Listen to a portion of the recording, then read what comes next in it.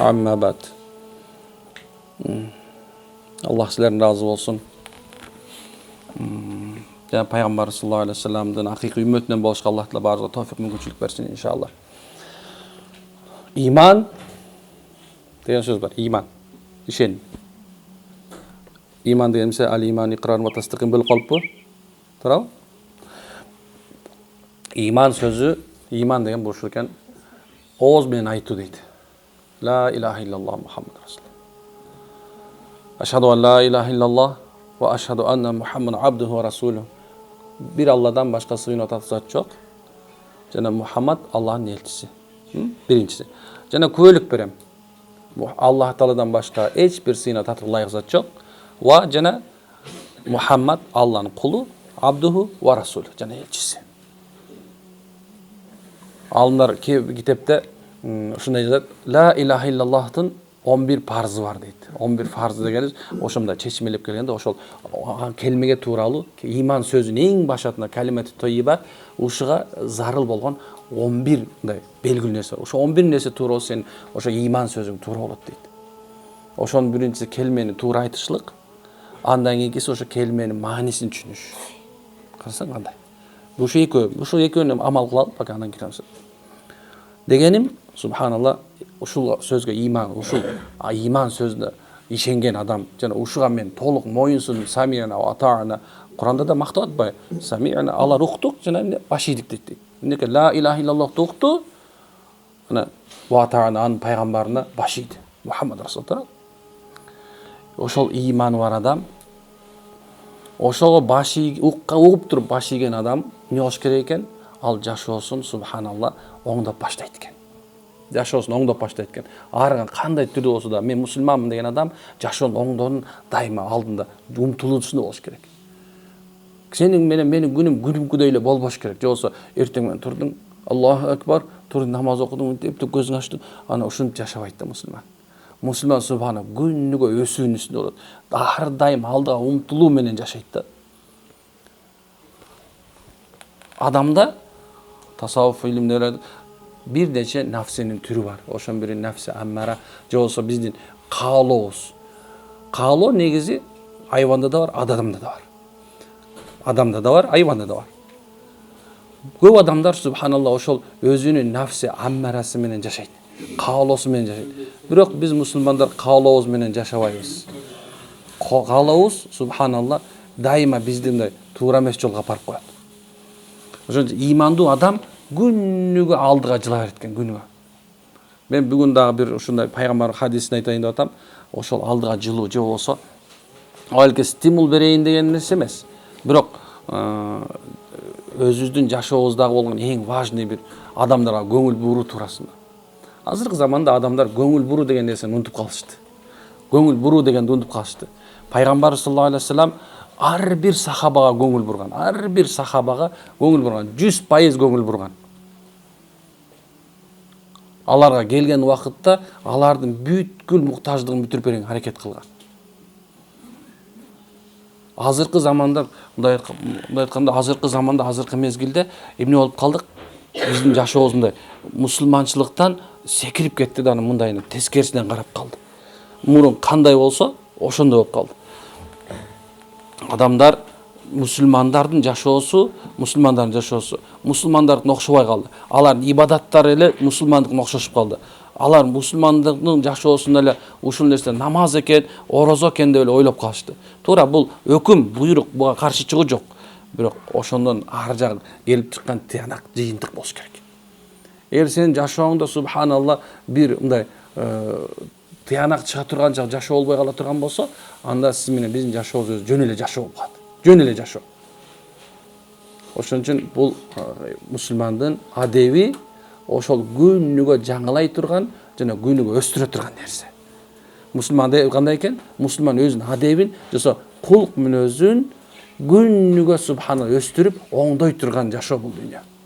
Эгерде ушул нерсеге көңүл бурбасаң, анда сен ибадатың эртең күнү кыяматта тозоктон сактабайт.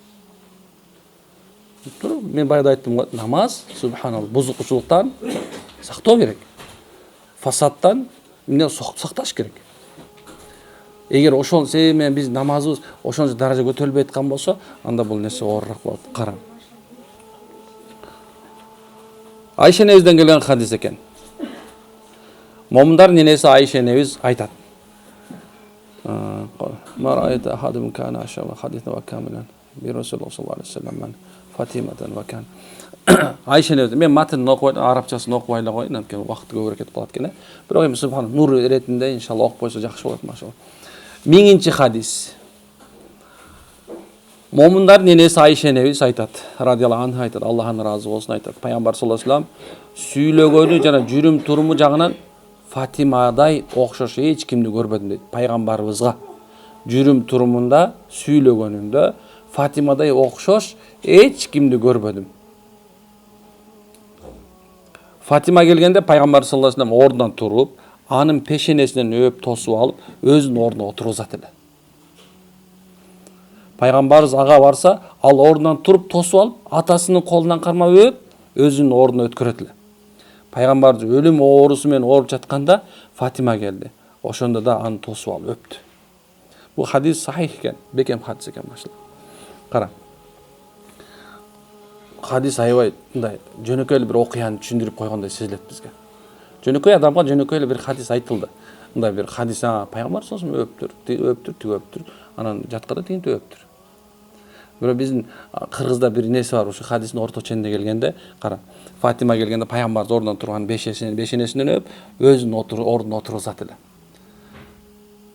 Кайдан чыкты кыргызда кыз келгенде төр бериш керек деген. Кыз келгенде төр бересиңерби, карындашыңар, кыздарыңар келгенде төргө отурсун дейсиңерби? Бул кыргыз сүннөт бекен. Кыз келгенде төргө отургузат. Эч качан улаага отургузуп койбойт. Мен апам урушат. Дайыма кыз келгенде төргө отургузсаң, ай, кедей болуп каласың, өйдөт дейт. А мен түшүнбөйт элем, эмне үчүн кедей болуп калыш керек депчи.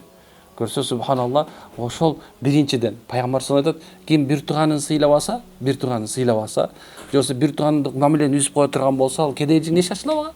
Туурабы? Бир, экинчиси субханалла, бул жерде пайгамбарыбыз өзү туруп, өзүнүн кызын өзүнүн ордуна төрдө отурат да пайгамбарыбыз. Ошол жерге субхана отургузат эле дейт. Бул нерседе аябай чоң нерсе бар. Кийин пешенесинен өт эле дейт. Кыз жөнүндө келгенде аябай көп тема бар. Мен дайыма ушул кыздар жөнүндө айтканда ушундай бир кененирээк айтканга аракет кылам. Иншалла бул сабагыбызда Кудай ырасы кененирээк болот да, Кудай кааласа. Пешенеден өбү шариаттагыны карайлы мисалы. Ким кимди өт? Кимди кимге өт десең, эме боюнча мисалы карындашын байкеси өт, туурабы?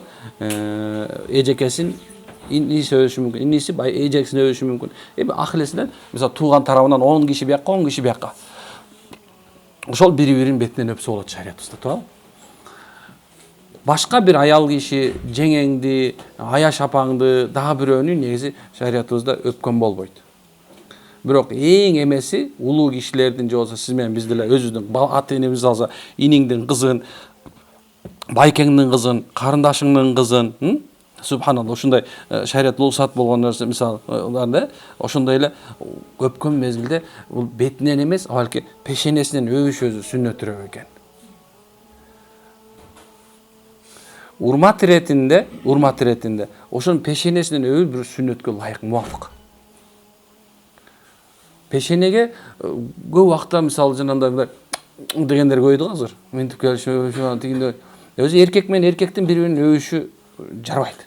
Жакшы эмес. Арам, макруй деп айтпай эле коеюнчу. Жарабайт, жакшы эмес. Адепке ылайык келбейт.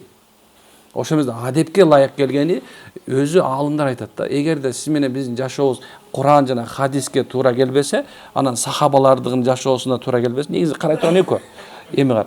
Биздин пайгамбарыбыз саллаллаху алейхи вассалам өпкөнгө келгенде пайгамбар саллаллаху алейхи вассалам анын пешенесинен өпкөн экен.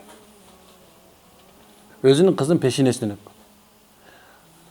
Мында кандай нерсе бар десе, биринчиси, сен улуулугуңдун белгиси ошол экен. Сен адептүүлүгүңдүн белгиси. Сенде уят бар экенин белгиси. Сенде ыйба бар экенин белгиси. Негизи эле мында толук менен алганда сенин бир ыйманың бар экен, же болбосо ыйманыңдын бир кичинекей бир бутагын жоготпогондун белгиси ошол адамдын, ошол кызыңдын ошол пешенесинен өбүшүңдө экен. бетинен өбүшүмүнөн эмес экен.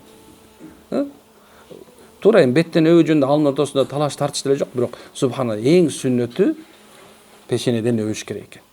Ошо менен бирге эле ошо кызды эмне кылыш керек экен? Шариятыбызда субханалла ордуна, өзүңдүн ордуңа отурган жакшыраак экен.